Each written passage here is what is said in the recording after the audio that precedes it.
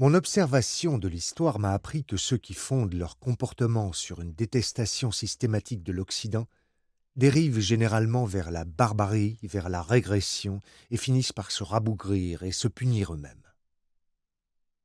Je ne pense pas pour autant que toutes les idées, les modes, les machines ou même les valeurs que l'Amérique et l'Europe ont déversées sur le monde ont été bénéfiques.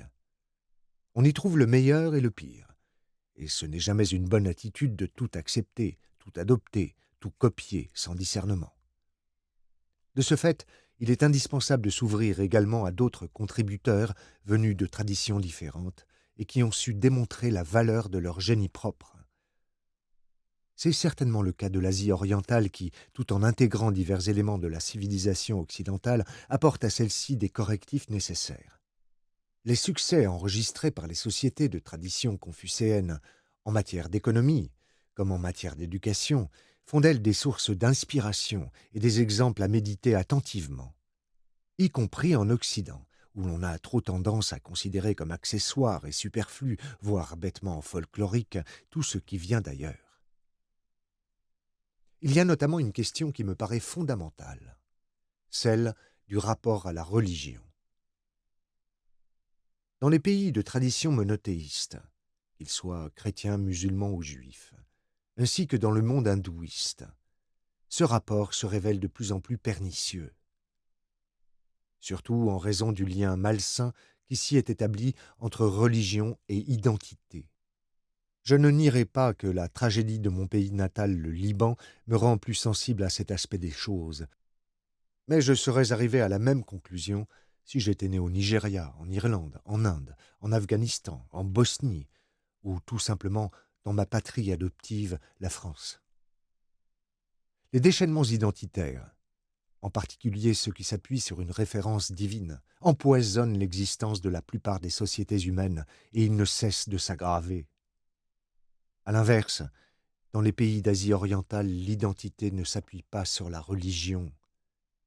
Cela ne suffit pas à les protéger du fanatisme et des poussées d'intolérance, mais cela les prémunit contre l'ingrédient le plus toxique des haines de notre époque.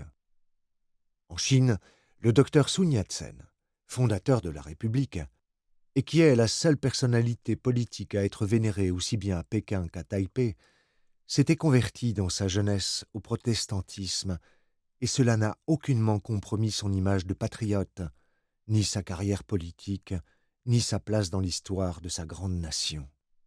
Au Japon, une même personne peut pratiquer le bouddhisme, le shintoïsme, le confucianisme et le catholicisme sans avoir à se justifier auprès des autorités, de la famille, ni auprès du Créateur. Et en Corée du Sud également, le christianisme, qui est devenu par le nombre de ses fidèles la première religion du pays, coexiste sans violence avec le bouddhisme, le taoïsme et les pratiques ancestrales. À plusieurs reprises dans ce livre, j'ai évoqué Confucius, en soulignant parfois les éléments controversés de son héritage, tel son conservatisme social, qui a longtemps servi de justification à l'isolement de la Chine et à l'immobilisme de ses dirigeants.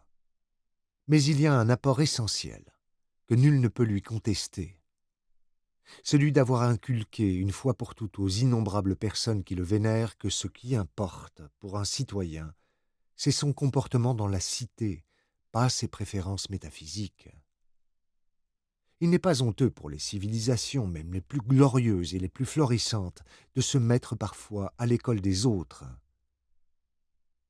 L'Asie orientale ne s'est-elle pas constamment inspirée de l'Occident pour réussir sa modernisation? Sur la question du rapport entre religion et identité, c'est indéniablement le reste de l'humanité, à commencer par l'Occident et le monde arabo-musulman, qui devrait se mettre à l'école de l'Asie orientale.